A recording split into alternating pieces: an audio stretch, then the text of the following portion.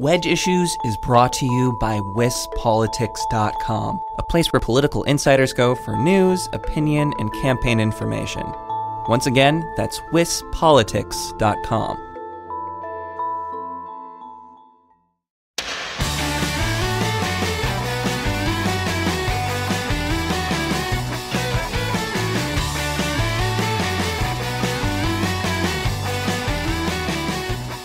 Dana Wachs gave up his seat in the assembly to run for governor, but as we are all well aware now, it was a really crowded field, and it didn't take him very long to realize he didn't see a pathway to winning the primary. Since he dropped out, he's returned to his law practice, and he spent some time campaigning for Tony Evers, who he endorsed when he dropped out, and who ended up winning the Democratic primary. On a recent trip to Madison, Dana Wachs stopped by the Cap Times office, and we caught up and talked about what happens after you run for governor. I'm Jesse Opoyan, and this is Wedge Issues, a Cap Times podcast about the 2018 elections in Wisconsin. Stay tuned in just a minute for my conversation with Dana Wachs.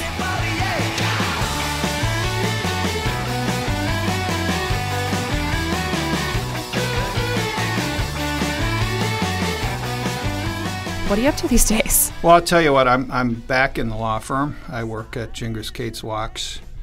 We've got offices in Madison and Milwaukee and Eau Claire, and I'm back to what I love doing the most. I really do.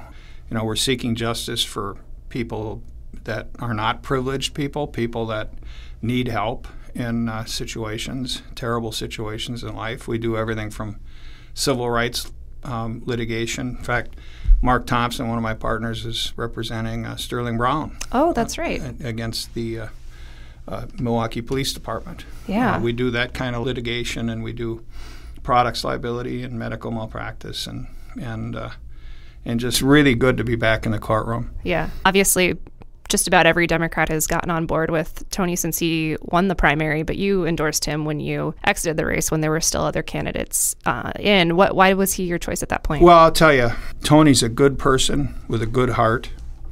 He cares about people. I've known him a long time, and I endorsed him because I'm very confident that he can beat Scott Walker.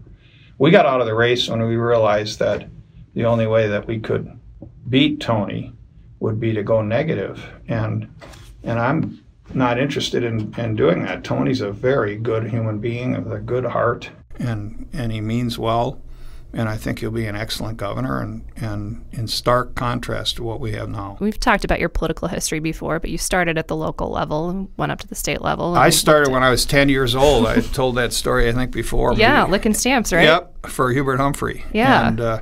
And I'm fixing to stay involved in this as long as I draw breath. Okay. What do you think that looks like for you in the future? Well, I'm going to be involved, more on the local level. I'm not going to go back to the city council. I'm going to stay in the courtroom and do what I do.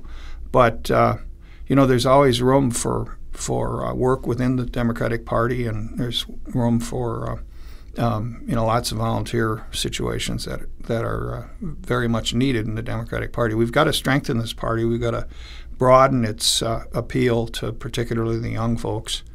And that's what I'm fixing to do. Do you think it was a positive thing that the primary field was as big as it was? I think it was not a positive thing. I think that there were some people that really shouldn't have been in it.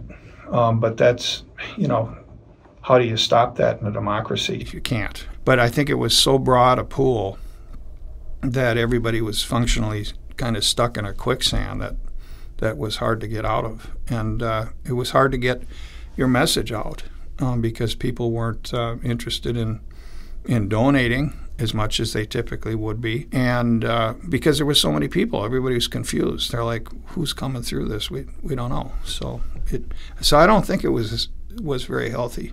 You might be too nice of a person to say so, but can you speak to the dynamics that you think shouldn't have been involved in that race, or candidates that you think were hurting the field? How about them Packers? You've always got that in the back pocket. Yeah. Yeah, I don't want to get into individuals, but I think it was too broad a field given the situation. So what do you see as challenges and strengths for Tony Evers heading into November? He understands education like no one else. He's got compassion. He's smart as heck. And I think he's exactly what this state needs. I'm very optimistic and hopeful about him becoming governor, and I'm confident that he will be. He cares about the environment, cares about people, and cares about education, and an economy that works for everyone. And these are important things. That's stuff that's been ignored by Scott Walker. You mentioned education. That's obviously been the kind of the hinge of the race so far, and Scott Walker is billing himself as the education governor, and you've had the chance to be in the legislature as you've considered some of the proposals that he's touting on this. What's your take on that? I mean, he did put more money into the education budget than he has before. Obviously, Tony Evers has asked for more than Scott Walker's put in. But do you think that do you think the race will come down to education? And if so, how do you see that playing out? I think it's going to come down to education and infrastructure and jobs, good paying jobs. It's mendacious what Governor Walker's saying about him being the education governor. That's ridiculous. This is the guy that dug a huge hole, $1 billion hole in the K through 12 program. Now he wants praise because he's throwing some money back in. Well, he dug the hole in the first place. And it's nonsensical the way he dug our financial holes in Wisconsin. He turns down Medicaid. There's $1 billion there. Now he's suddenly, he could have created 10,000 jobs if he'd have just said yes to the Medicaid money coming from Washington. Now we're spending $3 billion state money and $4.5 billion general resource or tax money for Foxconn. And there's a big question out there as to exactly what is Foxconn and what is this project. It seems to change. I refer to it the other day as the mother of all I can't remember the term now. Bait and switches, Bait and right? switch, Yeah. That's it. And you know what? We're spending $4.5 billion total resources. For what? And they can't even define it themselves. They're not making the big screens. They're making small screens. I think that it's a bad decision, and I think it's going to be harmful for our state in the long run. And I think that we need to try to survive in spite of what Foxconn is going to bring. Do you think it changes at all when you start hearing that Foxconn's going to branch out into other communities? Yours is included. They've announced they're going to take up some space in Eau Claire. Do you think that changes both the impact and maybe public opinion on this? I think it's interesting that that's happening. It's interesting to me that Walker's numbers go down and suddenly there's a Foxconn in Eau Claire. His numbers start to waver and go down in Green Bay and suddenly there's a Foxconn. Just what's going on with this exactly? These are questions I think we need to ask. And what's really going to come of that? What is really going to come of those centers? I'm pretty, I guess I started the Foxconn adventure with wide open eyes. Now I'm looking through a couple of razor blade slits. Because, in fact, I was just reviewing the contract again last night, and I think that they're close to material breach. We want to know what exactly are we getting for $4.5 billion. A governor has an obligation to make darn sure the taxpayers' money is being well spent. We've just thrown $4.5 billion thinking it was going to be the big screen plant, and now it's not. So just what exactly is going on?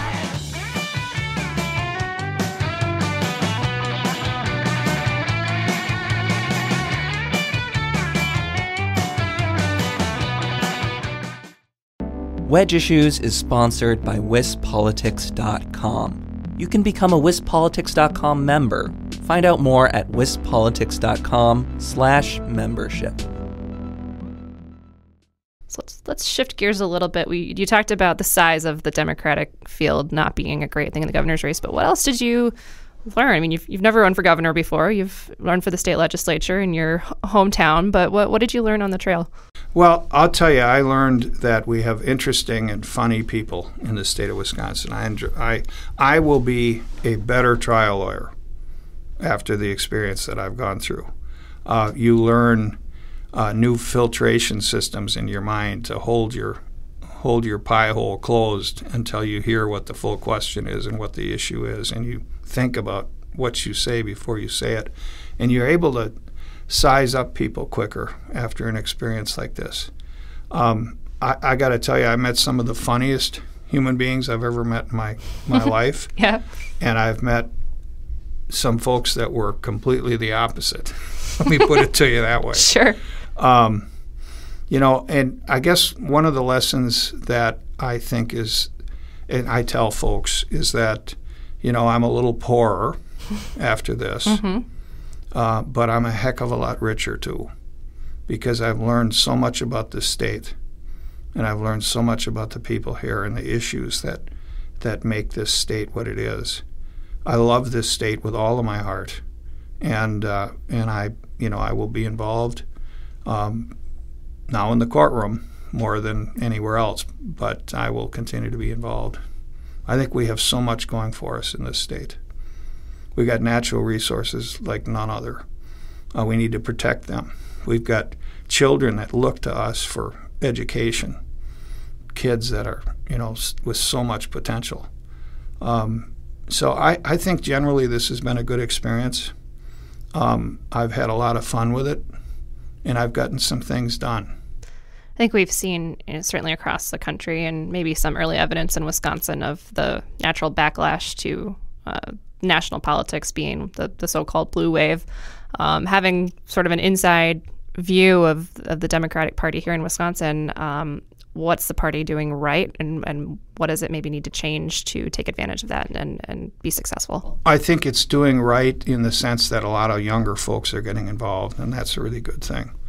I think it's doing right in the sense that, you know, errors of Governor Walker and this Republican legislature are really being communicated now.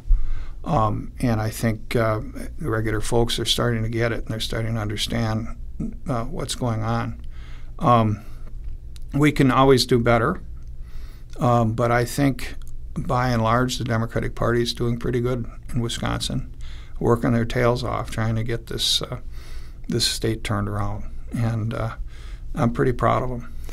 So on a personal level, how did you unwind and recover from the point where you ended your campaign and went back home to return to some sort of sense of normalcy? I took about 3 weeks completely off and just walked. I got this dog. I took Artie for long walks, and I've spent a lot of time at the lake, and just stepped away from everything for a while.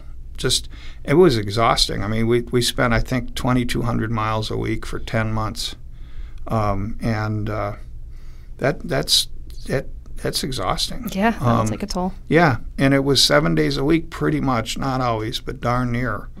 I would be in Eau Claire 1 or 2 nights a week, so I'd only see my family 1 or 2 nights a week.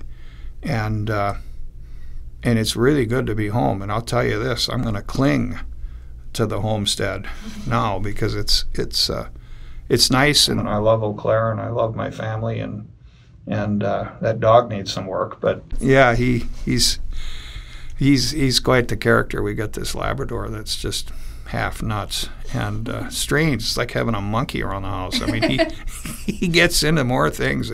I remember you talked last time you were on about him getting into the ice machine and getting the ice out. Well, and he's learned that he can step on the pedal and open the lid of the garbage can. And he's big enough that he just reaches in and gets...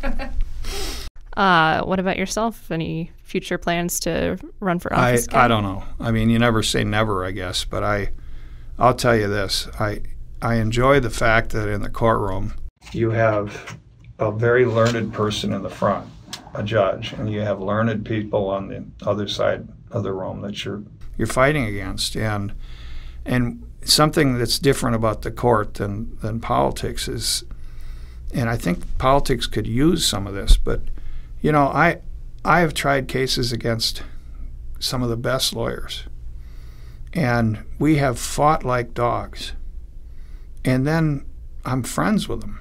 I mean, I used to go grouse hunting and pheasant hunting with a guy that I had many, many cases against over the years. And that's the way it should be in this city and in Washington. And it isn't. And it needs to be that way. We need to be able to go in, state our principles, state our positions, and then get along. I mean, we used to fly to the moon when the Democrats and the Republicans worked together. And now we argue about potholes. And, that's one thing that I had very much wanted to try to fix when I'm down here. When I was here in the early 80s, I was helping in some political campaigns and helping in the building some. It was more like that. I mean, people would sit down and they'd write bills. You go to the Inn on the Park and watch. That's where the legislation was really happening. Mm-hmm. Now we have powerful, wealthy interests that aren't in the building that are calling the shots. You've got billionaires hanging out down the street telling what the legislators are supposed to be doing. And it's hard to negotiate when you can't just sit down and talk with somebody on the other side and expect them to have the authority to say yes or no. They have to go check with their handlers. Now, I'm not sure how we fix that without a different United States Supreme Court decision on campaign finance. But this money that's poured into this building by the bushel basket has corrupted this place, and it's corrupting Washington. And if we don't get this turned around, it's going to be the end of this republic. So that's something that I very much wanted to address, and we haven't gotten there yet. So will I ever run again? Possibly. Don't know. I'm not going to say no, absolutely. But I'll tell you what, I really like that courtroom, the procedure, the protocols, and the way people are. They're more professional, and we do our work. We do it hard, and we do it well. But in the end of the day, we can still communicate with each other. So what would be your advice to whether it's a governor or lawmakers who are still going to be in Madison when you talk about the need to, return to that ability to, be professionals and acknowledge the humanity of people across the aisle? What would be your advice to your colleagues on how to change that?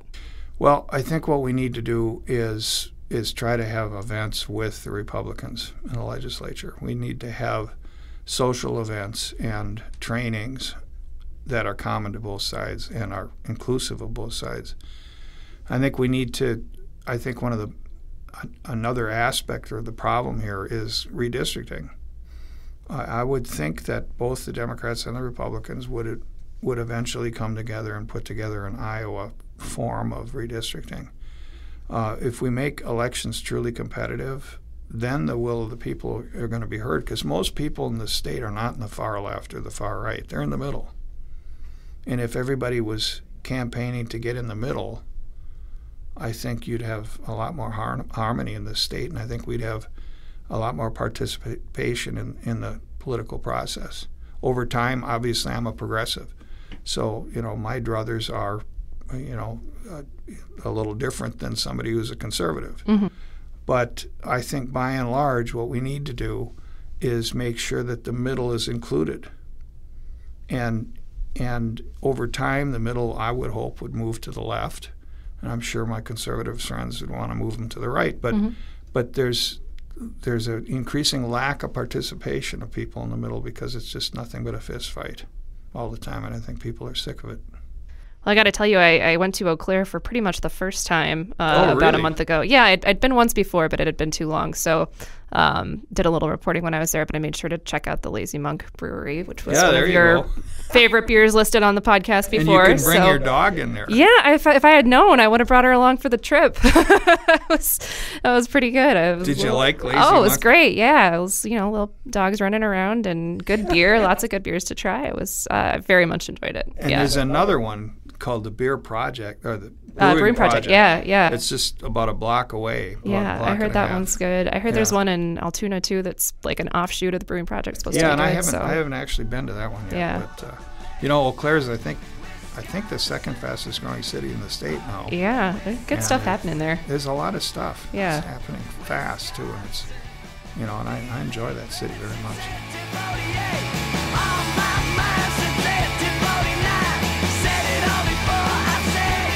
Thank you for listening to Wedge Issues. Our theme music is Oh Wisconsin by Loxley. We'll be back every Friday with new episodes with a few bonuses thrown in here and there. So make sure you're subscribed on iTunes or wherever you find your podcasts to keep up to date. If you have feedback or suggestions for me, you can find me on Twitter at JessieOpie, or you can email me at jopoien@madison.com. Thanks for listening. We'll see you next time.